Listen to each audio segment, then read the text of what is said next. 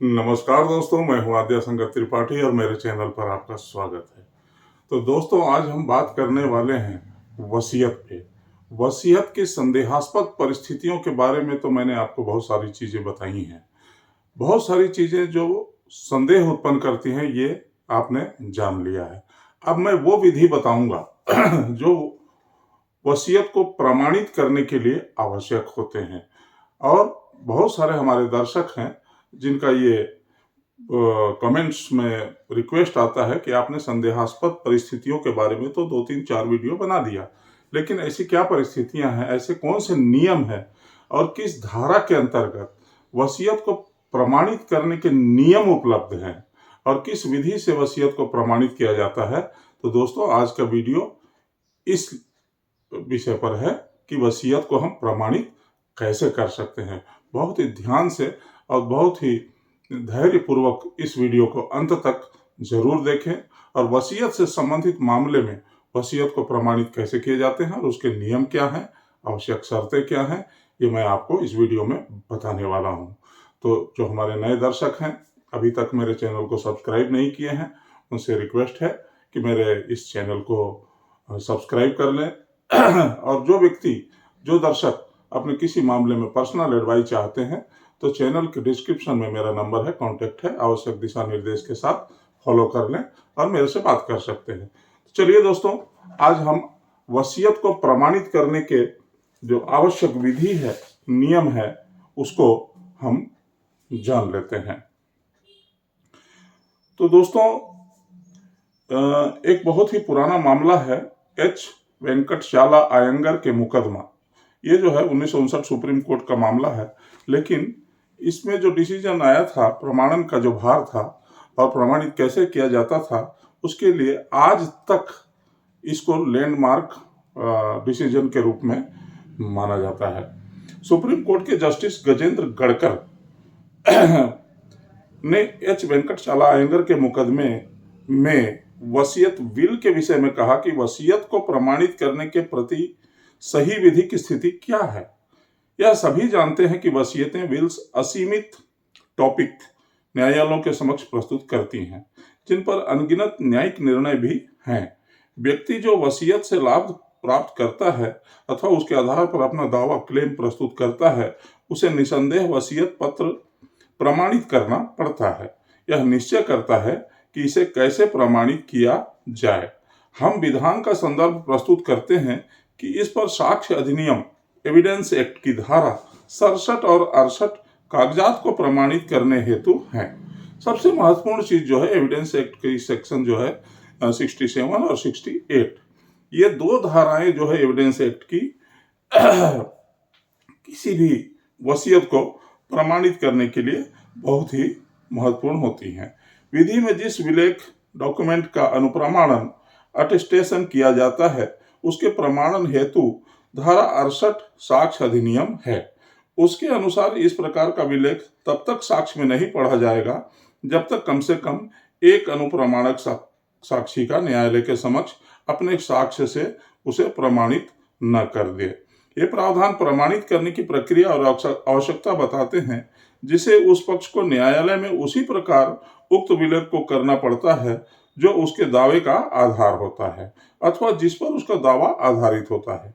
इसी प्रकार भारतीय उत्तराधिकार अधिनियम जो है, इंडियन सक्सेशन एक्ट की धारा 59 और 63, ये 2 धाराएं जो है इंडियन सक्सेशन एक्ट की, ये भी बहुत महत्वपूर्ण है। धारा 59 का प्रावधान है कि प्रत्येक स्वस्थ चित्त व्यक्ति जो अवयस्क न हो, माइनर न हो, नाबालिग न हो, विल द्वारा अपनी संपत्ति का व्ययन कर सकता है, निष्पादन कर सकता है, दे सकता है। इसके 3 दृष्टांत हैं जो यह बताते हैं कि संदर्भ में कौन व्यक्ति स्वस्थ चित्त है। धारा 63 के अनुसार वसीयत कर्ता विल पर अपने हस्ताक्षर करेगा या अपना चिन्ह लगाएगा या उस पर किसी अन्य व्यक्ति द्वारा उसकी उपस्थिति में और उसके निर्देशानुसार हस्ताक्षर किया जाएगा, जिससे यह प्रकट हो कि उसके द्वारा लेख को विल के रूप में प्रभावी करने का आशय था। विल को 2 या अधिक साक्षियों द्वारा अनुप्रमाणित किया जाएगा, जैसा इसका विधान दिया गया है। यह प्रश्न कि व्यक्ति द्वारा कथित वसीयत क्या वसीयतकर्ता की अंतिम वसीयत है और उपरोक्त प्रावधानों के अनुसार प्रमाणित किया गया है, क्या वसीयतकर्ता ने वसीयत पर अपना हस्ताक्षर किया है? क्या वह वसीयत संपदा प्रकृति, नेचर और अंतरण का प्रभाव समझता था? जो वसीयत कर रहा है उसकी प्रकृति को समझता था और प्रभाव को भी समझता था। क्या उसके जानकार वसीयत पर हस्ताक्षर किया था? क्या उसने जानकर, समझते हुए, बूझते हुए उस कथित वसीयत पर हस्ताक्षर किया था कि उसमें क्या लिखा है? इन्हीं प्रश्नों का उत्तर वसीयत के प्रति प्रमाणन की उपपत्ति प्रदान करता है। ये जो प्रश्न अभी मैंने बताया, ये सारे प्रश्नों को प्रमाणित करना ही प्रमाणन का असली तरीका है। इन चीजों की यदि आपने प्रमाणित कर दिया तो आप वसीयत को प्रमाणित मान सकते हैं। प्रथम दृष्टया तो यह कहा जाता है कि यह सत्य भी है कि अन्य विलेखों को ही की भांति ही वसीयत को भी प्रमाणित किया जाता है। केवल भारतीय उत्तराधिकार अधिनियम की धारा 63 में दी गई बातों को विशेष रूप से प्रमाणित किया जाता है। तो दोस्तों, जो एविडेंस एक्ट की धारा 67 और 68 की जो बात है, तो अब धारा 67 जो है वो कहती क्या है? धारा 67 में आपको जिसने निष्पादन किया है,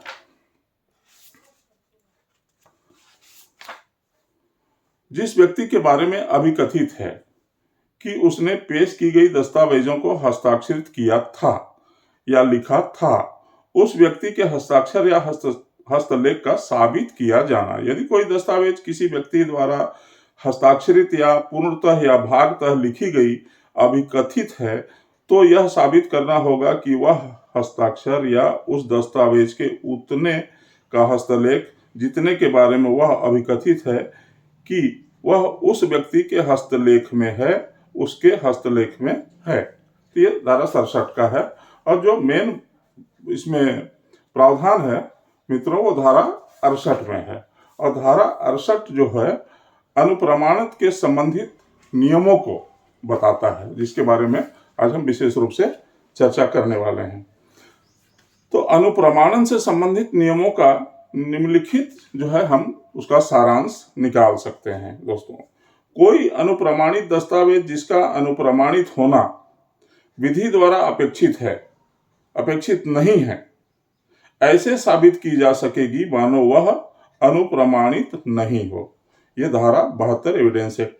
फिर से दोहरा देता हूं, कोई अनुप्रमाणित दस्तावेज जिसका अनुप्रमाणित होना विधि द्वारा अपेक्षित नहीं है, ऐसा अनुप्रमाणित दस्तावेज जो विधि द्वारा अनुप्रमाणित होना अपेक्षित नहीं है, ऐसे साबित की जा सकेगी मानो वह अनुप्रमाणित नहीं हो। यह धारा 72। दूसरा है दोस्तों, न्यायालय द्वारा उद्धारित करेगा कि हर दस्तावेज जिसे पेश करने की अपेक्षा की गई थी और जो पेश करने की सूचना के पश्चात पेश नहीं की गई है, विधि द्वारा अपेक्षित प्रकार से अनुप्रमाणित, स्टाम्पित और निष्पादित की गई थी। यह धारा 89।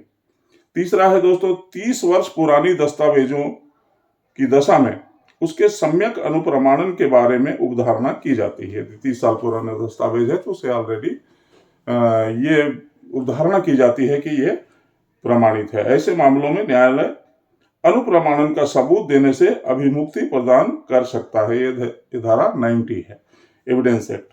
चौथा है दोस्तों, जहां किसी दस्तावेज का अनुप्रमाणित होना विधि द्वारा अपेक्षित है और अनुप्रमाणक साक्षी उपलब्ध हो, वहां परंतु के अधीन रहते हुए कम से कम एक अनुप्रमाणिक साक्षी को अवश्य बुलाना होगा। ये धारा 68 एविडेंस एक्ट, जिसकी हम अभी चर्चा कर रहे हैं दोस्तों।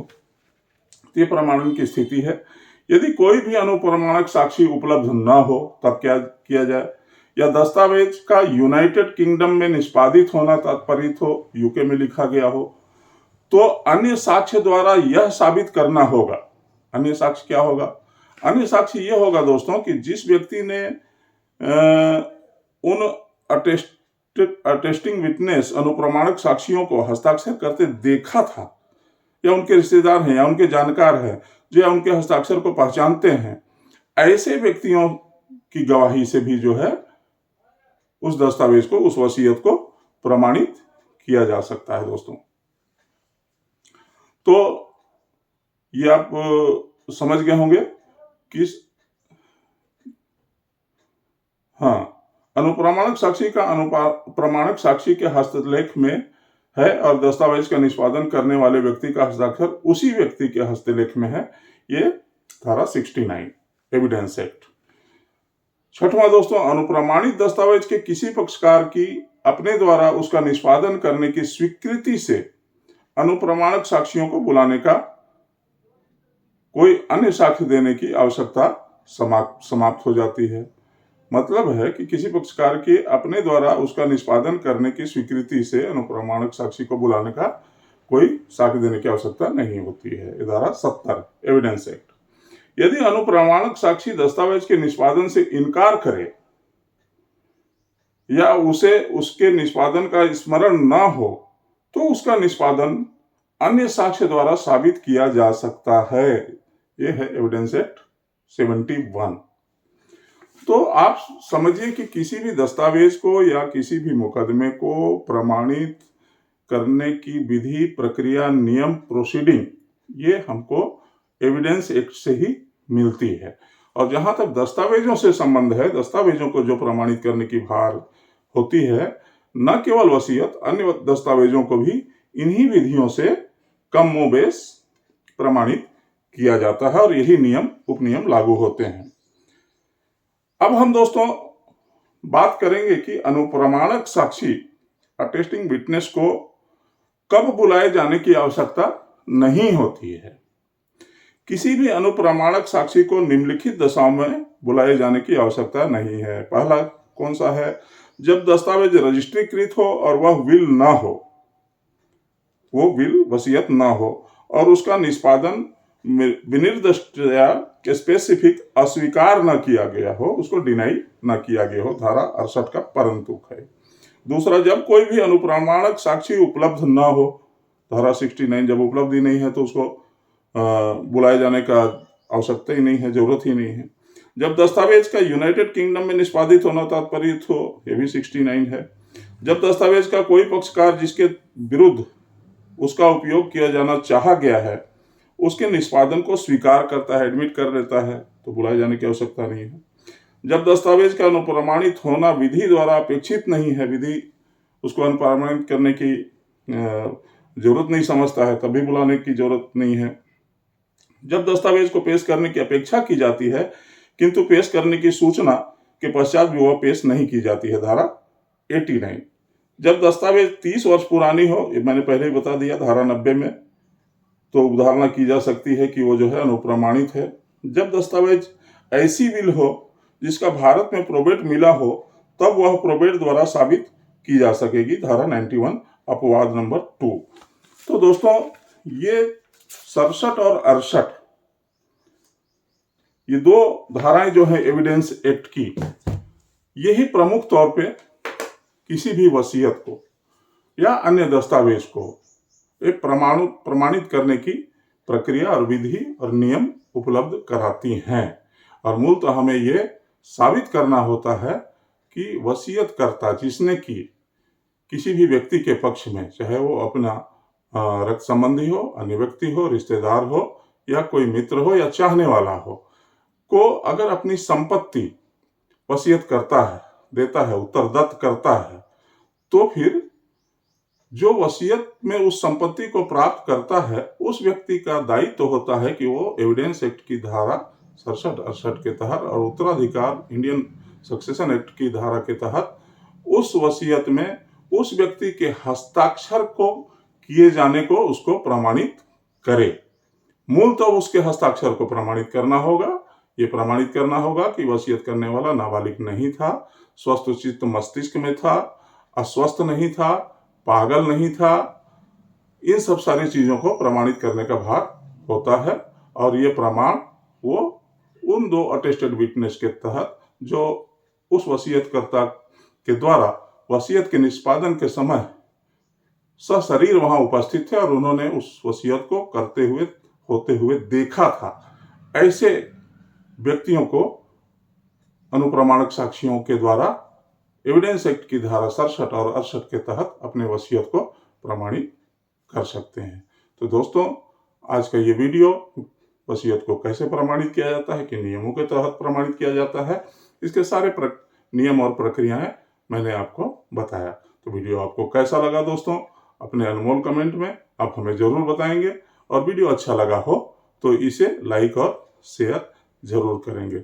आज के लिए इतना ही दोस्तों, मिलते हैं अगले वीडियो में एक नई जानकारी के साथ। तब तक के लिए जय हिंद, जय भारत, वंदे मातरम।